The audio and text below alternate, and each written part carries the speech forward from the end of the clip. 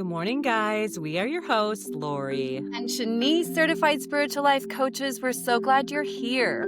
Welcome to Coaching Sessions, a series here on Branching In where we coach you through various life challenges. Yeah, and guys, just so you know, you don't have to fix anything right now. Just be here. Let our words meet you where you are. In today's episode, we will be coaching you through knowing when to stay and when to let go.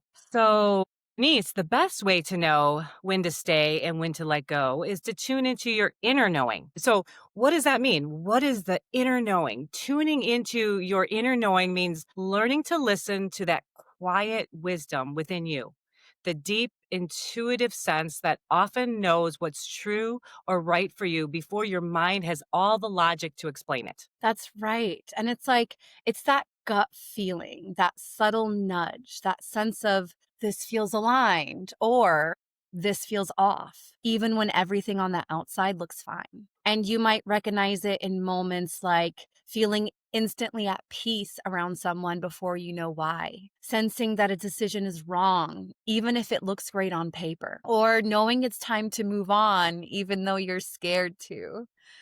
It's that part of you that just knows. And when you listen, you find yourself more aligned, even if the choice is uncomfortable. Yeah, and I know we all know that. It's like that we know that gut feeling. We don't always want to listen to it, Yeah. but we know before we know, Shanice, it's just there. Yeah. And it's just like exactly what I said, that quiet wisdom within you. Yes, exactly. That's just for you. We do a very good job of ignoring that quiet wisdom. Yes, yes. Tuning into it is everything. Yeah, so tune into your inner knowing by asking yourself, are you choosing from love or lack? And these are two completely different energies.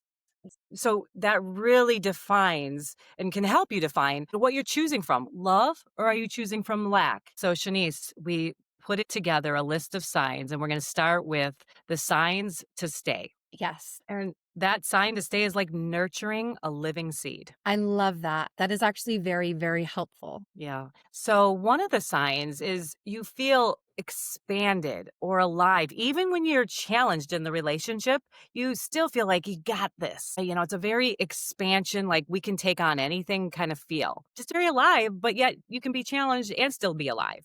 Yes. That's one sign to stay. Another sign is you feel really safe to express your thoughts and feelings without that fear of rejection. That's so important. I love that. Yeah, exactly. Another sign is both partners can express their truth without hiding, which is very important if you're in a committed relationship. And another one is trust is strong. So your nervous system feels calm in the relationship. Yeah, yeah. And another one is your partner follows through on what they say, and their actions really align with their commitment. That really So, speaks volumes. Like yes. to me, I'm willing to stay watching two things align. They're just going through the motion, getting all their things together, but they're at least what they're saying, they're following through on that. Yeah. And all of these signs are so important and really take some time and ask yourselves like, does your relationship have these signs?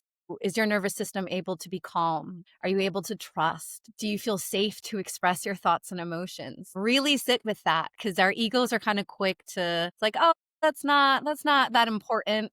Like, oh, I'm not going to look at that too closely because you can immediately kind of feel the discomfort in your body. Like, oh, I don't want to look at that. And that's okay. That's totally normal. But it is important to really see, what is that relationship? How do you feel in it? Yeah. Yeah, And Janice, it's really all about recognizing that your partner or anybody that you love is doing the best they can from their level of awareness. exactly. Yeah.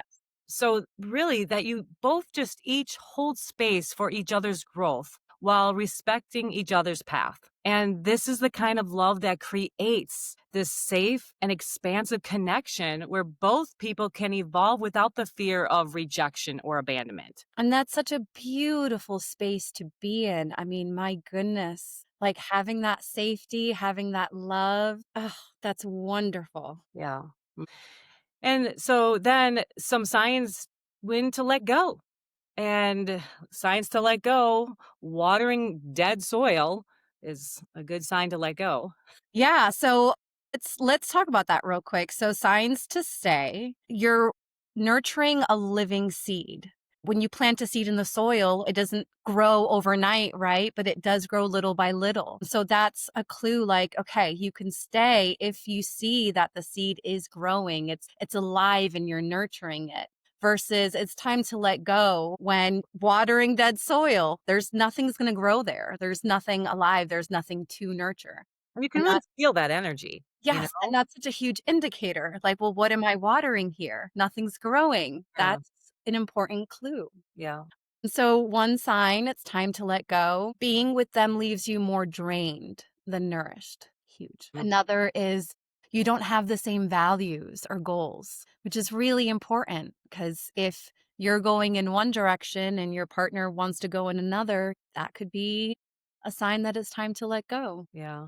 Yeah, also, Shanice, if, you're just having constant inner friction or dread, and maybe some of that constant inner friction and dread is coming from, again, they wanna go left and you wanna go right, Mm. and there's this inner friction trying to, nobody really wants to compromise. Again, a big sign, you know what? Maybe we need to let go. And another one is, like, peace feels more distant the harder you try. And that too, like with that, losing that peace and along this path, you should be able to always come back to that.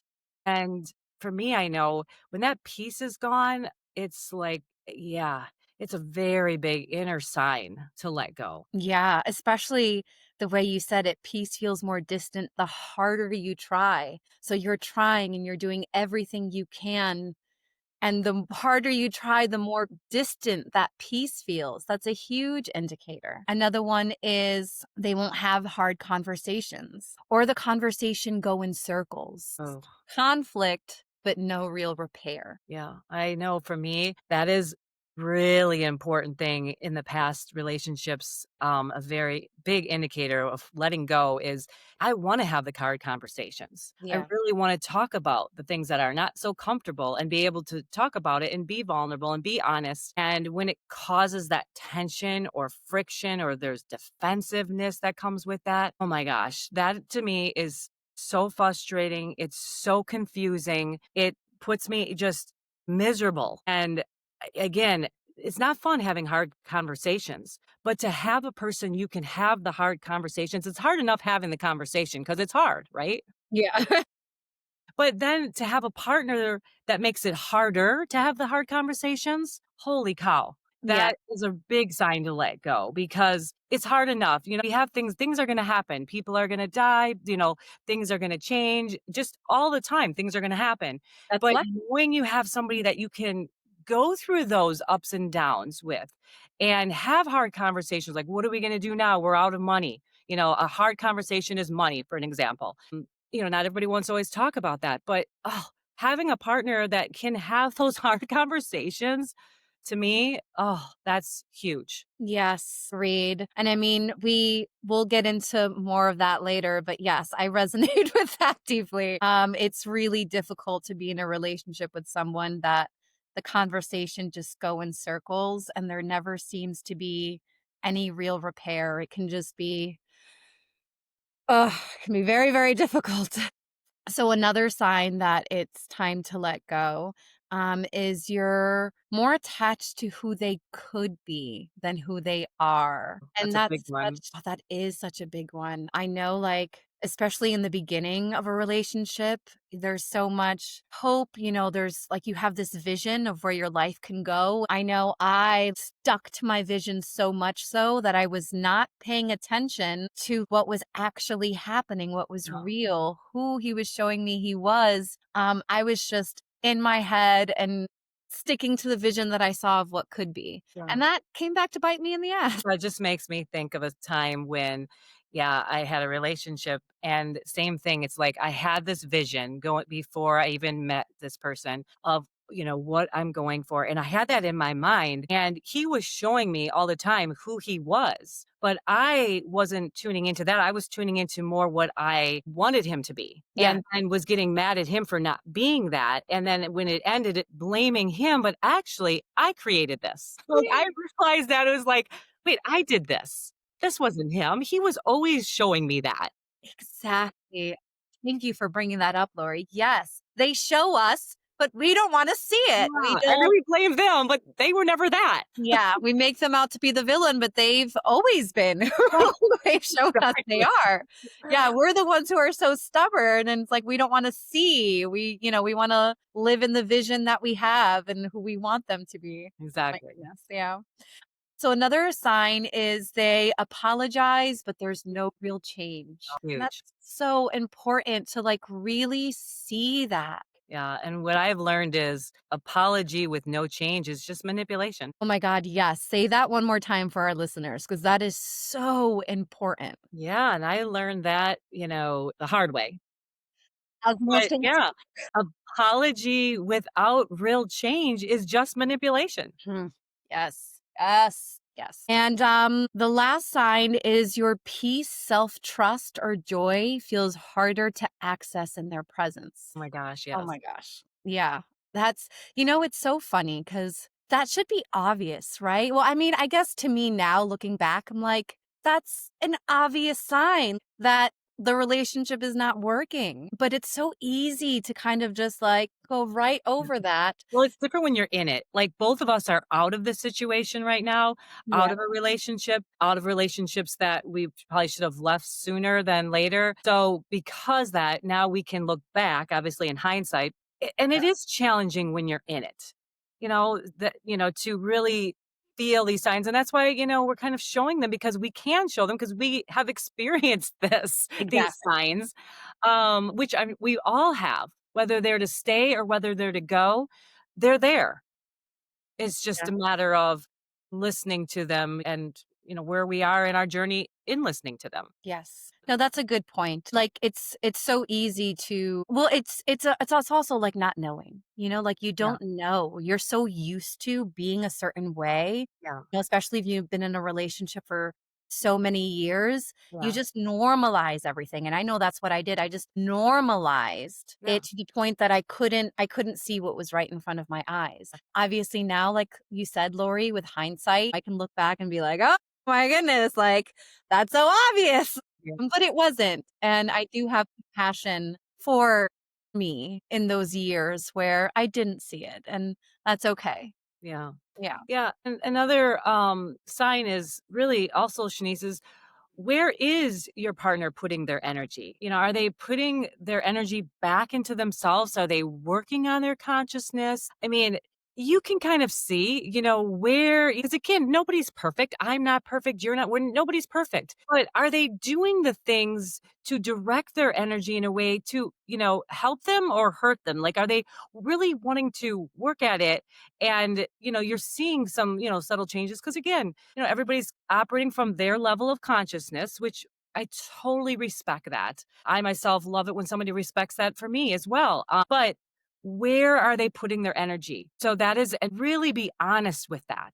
That Yeah. to me was a big sign is, what, again, aligning their actions and words, which is where they're putting their energy. Yeah. Yeah. That is so important. And like you said, no one is perfect, but it's a really good thing to be aware of. Like, where is your partner putting their energy? Are they putting it back into themselves? And that by itself may not be definitive, but compared with all the other signs that we've given you today, it could really help you paint a picture and really see for yourself whether whether there's something there where you're nurturing a living seed or you're watering dead soil. Yeah, exactly. So, Lori, we've gone over the signs. So now let's go into what keeps us from letting go. Yeah. Yeah. I know, Shanice, society really rewards us for staying in relationships, even when they are not serving us. There's this sense of heroism in staying, "Oh, you're the ride or die girl." There's that feeling of like, you're what a badass, like, you stuck it out, right? Yeah. So there is that feeling of, okay, whoa, then it just like I was about to walk out the door. Oh, I'm staying again. Oh, yes. I I resonate that with so much because I was that. I did feel like a hero for staying, like, Yeah. pat myself on the back, "Look how much I'm taking. Look how much work and effort I'm putting into my relationship," like someone was handing out awards for for Yeah. staying. The longer you could stay. Yeah, Cold water, not drown. Like, oh my gosh, you're like on a Survivor episode. yeah, and that was very unconscious. I actually did not even realize that until we were creating this episode, Lori, and I'm just like, "Oh, wow." Like, yeah, I really felt like a big person for staying in something that wasn't serving me. Yeah, and that definitely we're so conditioned to stay in things. Like, Yeah. "Oh, Our ego loves that. It's like, oh, way to go. yes, Way check to, me out. oh, way to abandon yourself. You're awesome. And when it comes to my relationship or my previous relationships, one of the things for me that kept me from letting go was a sense of false hope. And Yeah. I didn't realize it was false hope at the time. I was trying so hard to keep it going. And when it came this moment when I realized like my ex isn't supposed to give me those things. Like when that really clicked for me, it completely changed my perspective and I was able to let go of that false hope and accept that he wasn't the person to provide the things that I needed. It allowed me to really stop clinging and be like, "Okay," and just really accept like, "Okay, I can let go of that false hope." And really embracing that you're responsible for your happiness, Yes. which we talk a lot about on this podcast. But again, we can say it, but like you said, it really hit you. Like you knew that intellectually, like I'm responsible for my happiness, but you're not realizing when you're in a relationship, what's keeping you from letting go is like, again, unconsciously keeping somebody responsible for your happiness unknowingly. And then all of a sudden, like you said, you were like, holy cow, this is my job. That Mhm. kind of changed the whole thing for you. Yeah, and it's like having rose-colored glasses and only seeing your life from this, like, "Ah," Yeah. perspective. And when I finally took them off and I was seeing things for what they are, it was just like, "Whoa," you Yeah. know? And if you can't hold on to false hope when you are truly seeing things and accepting what you see. And that's what really kind of helped me to let go. Yeah. Yeah, and Shanice, our egos are so stubborn. There's Yeah. so much I know mine is definitely. So much inner resistance. We don't wanna work on ourselves. That's the other thing I've noticed going through relationships and what was keeping me from letting go is, okay, I'd rather work on you because this is not about me then. But that and then really I had to make that I had to change. I had to look at me then. So that really kept me just, I'm gonna keep working on them. And again, that was my resistance pattern, I know, with my ego, staying longer than I should have. And even though felt a lot of all those signs we talked about, it kept me there. And I had to get to the place of choosing to, choose myself. And that was a big aha game changer for me. Yeah, because our egos, like you said, we wanna work on someone else, we wanna change someone else, right? And a person has to choose to change themselves, and not for you, but for themselves. Yeah, that's the big thing too. You hit it on the head. Not for you. So there's another trap there because I know I with my ex, like, okay, I'll do this for you. That's not what I want. No. No, no, no, no, no. If you do something for somebody else, there will not be real change or there will not be lasting change. Yeah. The change might happen a little bit because I've witnessed this, but it won't last because it never was for them. Yeah. Real change lasts when you do it for you, not for them. Yeah. So I fell into, oh my gosh, it makes my ego feel wonderful. Like, oh my gosh, you're changing for me. Yeah. Right, And yeah. you're needed and you're beautiful and wonderful because you're doing this for me. That is absolutely what you do not want. You Yes. do not want that. No, no, and, this kind of brings me to one of my and again, I did not realize this until later, but one of my worst fears and one of the things that really kept me attached, and loathed the idea of letting go, I was afraid that someone else, some other woman, was going to reap the benefits of all of the energy and time I had invested into my relationship. I was so afraid of that, that after all these years of loving this person and helping this person and all that stuff, that then he was going to take his best version and offer it to someone else. And I'm like, hell no, Well, absolutely not. Not after all the time and energy I've put into this relationship. And you've invested. Like, you're yes, past the halfway point. Like, in the beginning of the relationship, it's like, okay, not much time invested. But when you have years into something, are you kidding me? Exactly. That's what you're fighting for. All that time as well. Not just them, but you're fighting for all that time you put into them. yeah, like I want their best self, Yeah, not someone exactly. else. Like, I mean, now I realize I'm like, no, like, no, no. But yeah, that was a very real fear I The had same. Had the exact same one. for years after I should have left. And I knew there was a part of me, I'm gonna get honest. There was a part of me that knew for a long time, but I didn't want to know Yeah. what I knew. I didn't, Lori.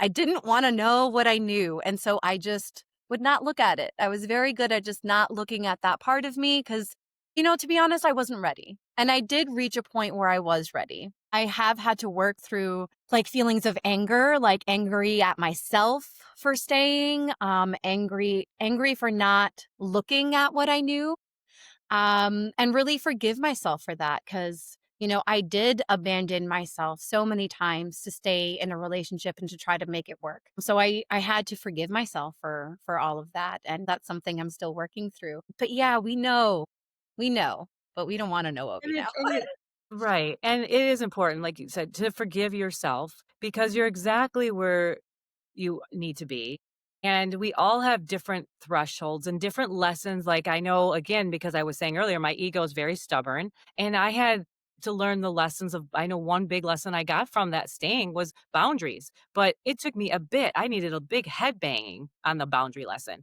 and some lessons come real simple and some I need a little more. Yeah. Well, it's okay, yeah, to forgive yourself through that, but again, looking back now, this might help save when you do really feel these signs to listen to them a little more. Yeah. Not be so afraid of what your inner knowing is telling you. Trusting that. Yes. Yeah, trusting that. That's the best wisdom, yourself. You, like, giving us permission. We hold all the answers about ourselves, Mhm. not about everybody else, ourselves. Yes. Yes, exactly. All right. So what's another sign, Lori? Yeah. So, another one for me is like just focusing on, like I would do with my exes, is like focusing on their good traits. He's a really good guy. Yeah. And, you know, they're good traits. And I would look at more about the quantity. Well, he has this check, this check. Maybe not so much the quality, but the quantity. And so I was always convincing myself, but he's a good guy, but he's a good guy, or he would do something, he might do like one really bad thing, and but then I'd cancel it out with five other things that were great. And I'd play that little game with myself all the time and focus on that, even though my inner knowing the quality was really important. Like, obviously, any abuse thing, that's like just no matter how many other good things are. But that's the way my ego minimized and walked right past that. Yes. Same, Lori. Oh, but he's a good guy, but I love him. But I I love him. love him. It's not in every movie, but I love him. Yeah. Yeah. God, I would go round and round in my head exactly like you were saying, Lori, like putting up the list of all the things that makes him a good guy and all the things that I love and making that be more dominant than my inner knowing, than what I was feeling in my body and in my heart. Cause, like I said, I wasn't ready to let him go. And now I understand, like, yes, I can still say my ex is a great guy. He's a really good guy. And that's true, but that doesn't mean he was the right person for me. Like, he can be a good guy and still not be the right And you guy can go. too. And that's both can be true at the same time. With one doesn't cancel the other one out. Yeah. Yeah. Yeah. Yeah. And the other thing too, I know when you have family, and children and combined, assets, it can be challenging. That's another thing that can keep us to stay longer. Like, well, let's stay for the kids, let's stay for our house, let's stay for all our things.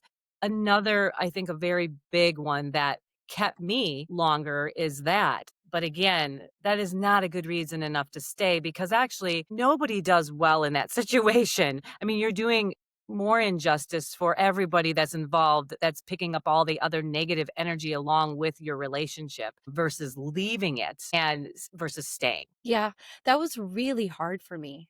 Yeah. I've said on here before, I have 6 kids, and I didn't wanna break up the family. That was another reason that kept me in the relationship for so long is my kids love their dad, and I love my kids, and so I was just loath to change that family dynamic in any way, which is why I kept abandoning myself and trying to find ways to make it work for so many years.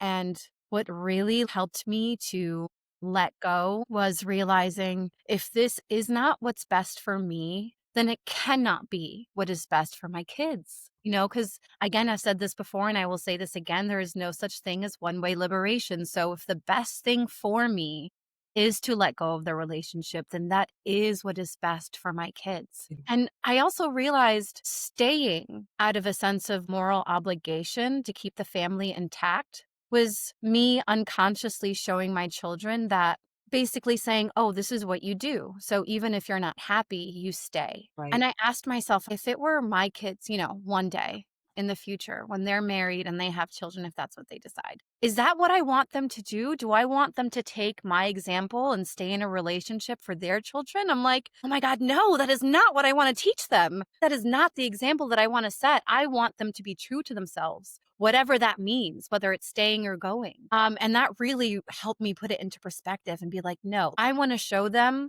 that you do whatever you need to be true to yourself always, Yep. no matter what that shakes up in your foundation. That's okay. Let the pieces fall.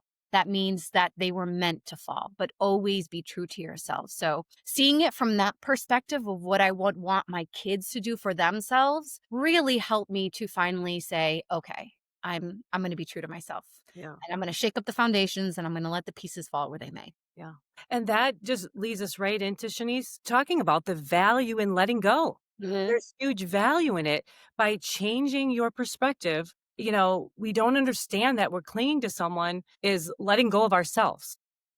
Yeah. That's huge. While letting go of another is choosing ourselves. And that huge value in letting go is choosing yourself. Your kids will see that everybody, wins through that and will pick up on that whole energy of where you're going. And like you said, you're teaching them that they have that permission to do that should they be in that situation someday. Exactly. Exactly. And that's so important. What's meant for you cannot find you if you are not rooted in yourself. And so that's one thing that I've learned in the value of letting go is now that I'm rooted in myself, I'm so excited to see what comes in for me because now it can find me. Yeah. Yeah, that's true. It can't find you if you're hanging on to something else. Exactly. And I know for myself, there's a lot of times too that I like thinking I let go, but really letting go and feeling you want to really feel that value because I know I'm like, oh, well, it doesn't feel anything. But again, I really wasn't letting go. There really is an energy in letting go and staying in that space for a bit to see the value, to kind of give it time to get back to you. It doesn't just happen overnight. You Yeah. know, you were doing it all one way for so long. So you got to give yourself a little grace. Yeah. But yes, that energy will change and um, it will be able to change because you let go. Yeah. Yes. And I'm rooted in myself. It's not easy, but it is simple, and so in the moments where it's not easy, really just, validating whatever it is that's coming up, self-parenting whatever it is that's coming up. Because like you said, there's the physical letting go, and that can happen in an instant, right? You break up, oh, you're no longer together. But energetically letting go, that takes more time. Really being present with yourself, being compassionate yourself as you're energetically letting go. So what we seek is seeking us. Every ending is a beginning. And so now we're no longer holding up what is trying to reach us. Yeah. And I know my ego gets stuck sometimes in the ending a little long, and you forget about the beginning that's coming behind that. And it is such a great reminder for all of us that something ends, something is beginning. Yeah, and the ego doesn't want to see the beginning though. It wants No. to hone in on the ending and it wants to stay in the pain of it and not see any of the rest of it. But yes. And that's normal. Like in the beginning, you're only going to focus on what's ending and you're going to grieve Yeah. and you're going to be sad and that's okay. But also try to keep space in you for what's beginning. Because Yeah. that's when you can hold space for both, you're grieving the ending, but you're also like excited for the beginning. That's like that sweet Yeah. And it gives you a place to pivot to every now and then when the ending feels so much. overwhelming. Yeah. Exactly.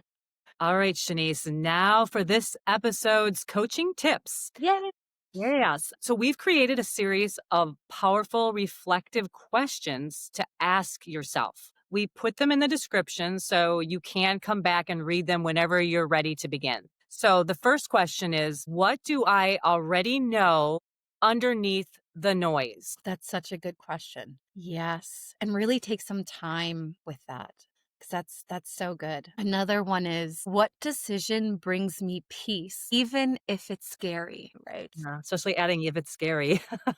That helps. Yes. No, that does help. Another one is, what am I afraid will happen if I let go? I wish I had had these back in Yeah. the day.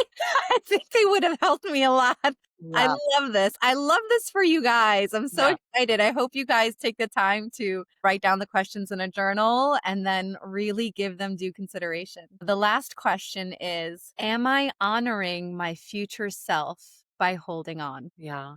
And that's very important to look at. Yeah. Yeah. I love those. So yeah, and again, you can come back to this and read them whenever you're ready to begin. They will be in the description.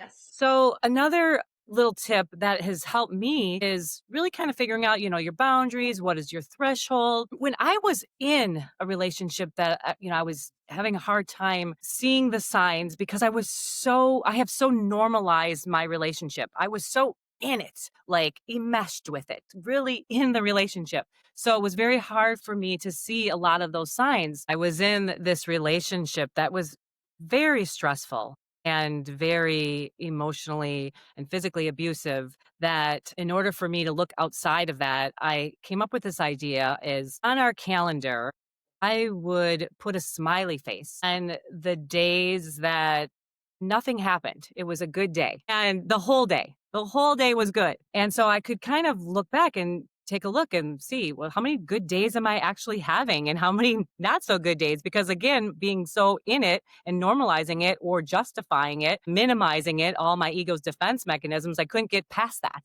So I I I love did it. this exercise, and Shanice, so the first month doing it, what I discovered is I had 2 smiley faces for the entire 31 days of the month. Wow. That was so eye-opening. I can Oh my gosh. I have normalized, all these rest of these days, 29 days were not good out of my 31. That hit me hard. And what was interesting is when I did this, and, my kids were a part of this, and I let them know what I was doing. When my teenage daughter later in life got into a relationship, she ended up not telling me, but she ended up doing this on her own for herself, her own personal use. She started marking on her calendar good days and bad days within her relationship. And it became really eye opening to her, like, this is a toxic relationship. Like, I'm not having that many good days here. And again, I love that because I couldn't get out of myself. I've normalized it so much that it was a way to see outside of the relationship, really being honest what was really going on. That is genius, Lori. Like, truly, that is genius because you can't see it when you're in it. We're so blind to it. And we make up all of these excuses and all of these reasons. And so that is actually genius. And I want you to know that I will be doing that.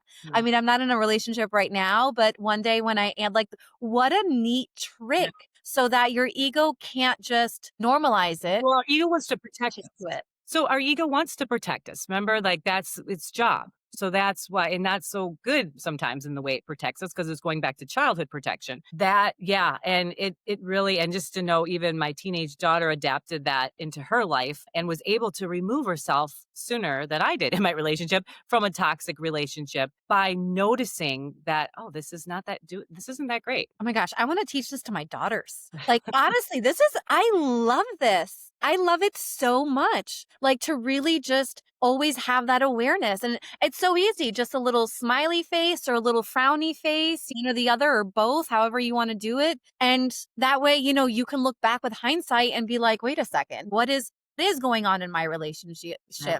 Am I having more good days or am I having more bad days?" I And know. then use that information to make an informed choice, like, Yeah. And that's the truth. That will be the truth staring at you. Like, yeah. just, whoa. It was, Yes. and it was crazy part is, it was unbelievable to me. And I was living this regularly thinking there's no way I'm only having 1 or 2 days. Let's put this to the test. Like, Yeah. I can't believe that. Because people would be saying to me, you hear things from friends or family, and you're like, "Oh, no, no, it's fine. It's fine." Mhm. And then I'm like, you know what? Everybody's kind of saying things. I'm gonna, see for myself. And Test it out for myself. yeah, Yeah. Yeah. I'm so glad you did. I'm honestly, that's wonderful. I'm glad that you had that idea. I actually think this idea could really change a lot of people's lives just as an awareness exercise, you yeah. know? I hope so. It was very helpful for me, and I know for my daughters now too that have adapted that. It's wonderful. Love it. I It's a way of love it. putting yourself choosing you. Yes.